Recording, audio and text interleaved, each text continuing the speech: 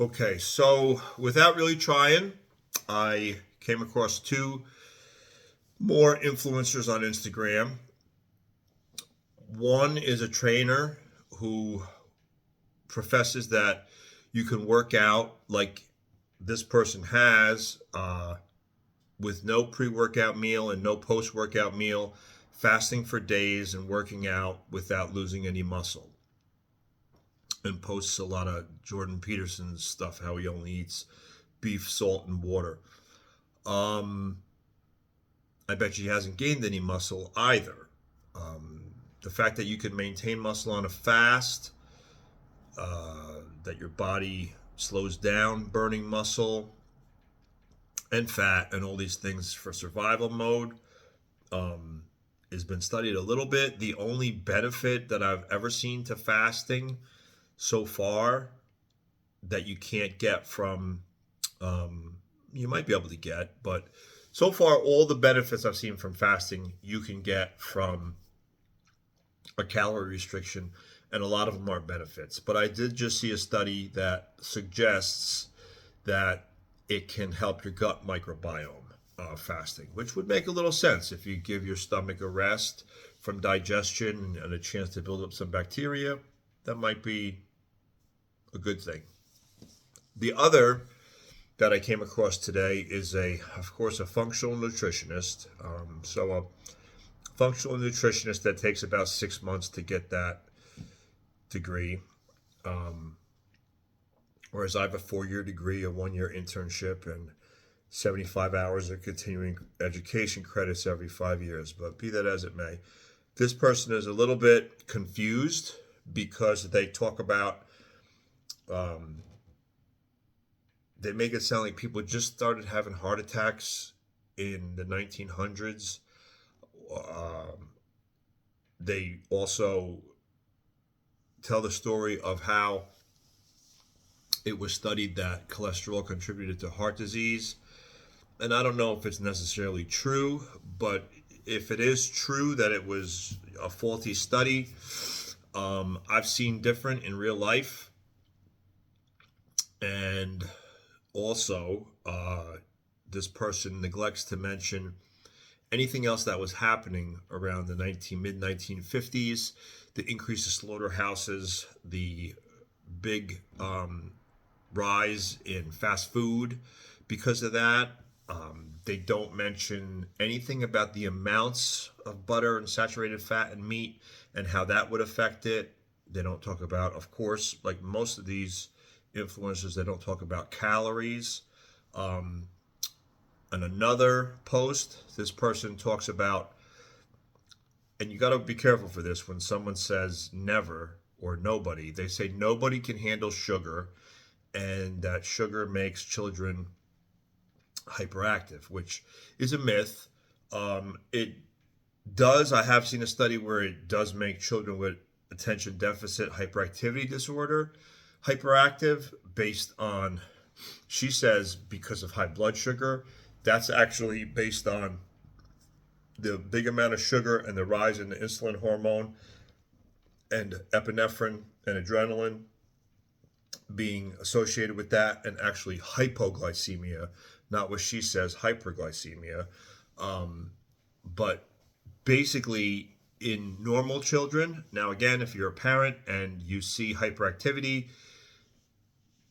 and it's related to a food, definitely investigate if it's sugar, if it's dye, or whatever.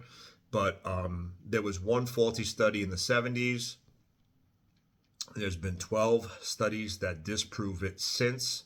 You can go right to the ADA, American Dietetic Association paper about it, or a statement about it from 2022. This is the same as I was taught in college many, many years ago. Sugar does not cause hyperactivity in normal children. Also, bear in mind that the same people on the post are talking about, well, I give my kids fruit or this or that. Well, if sugar did it, then fruit should do it too, because they're both kind of simple sugars. And bear in mind that ice cream cake, ice cream, cookies is not pure sugar. It's actually kind of like a mixed meal.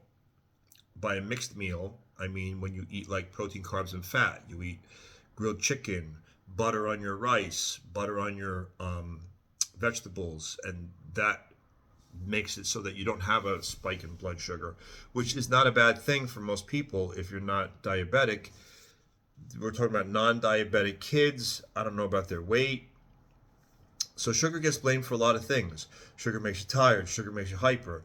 Don't eat sugar. Don't eat sugar. You can have a little sugar if it's a source that your body can handle. Try to get it from a good source like fruit. But occasionally, sweets are fine. But getting back to the cookie, a cookie is made with, flour and chocolate and sugar and butter. So some of those things would not cause such a huge rise in insulin. But I mean, it would in a diabetic person. But if you're not diabetic, you don't really have a significant rise in blood sugar. This gets a really bad rap. People say it's aging people. These influencers are not telling you the whole story. I don't know if they don't understand it. Sometimes I think that they don't understand the food guide pyramid, the food lists, the way that insulin works in the body, the fact that it's not just a fat storing hormone, it's an anabolic hormone. People use it to get leaner. As a performance enhancing drug, they use it. Like Lance Armstrong and bodybuilders, and it's not all bad. Your body is a smart thing.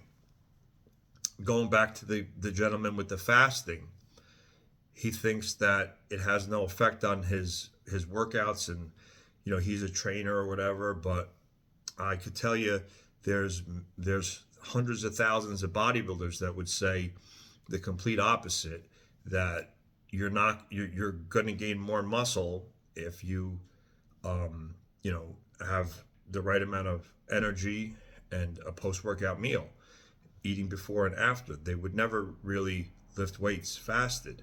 They might do cardio fasted, which isn't really necessary either. But and I challenge anybody to find anyone or any group of people, any group of athletes, any group of people who manipulates their body better with exercise and diet than bodybuilders. Athletes model it, actors model it for quick transformations. This is just known. It's I don't know. See what you think. Ask me some questions, put something in the bio. Put some comments in there. Like and subscribe. North Jersey Health and Muscle. Health comes first.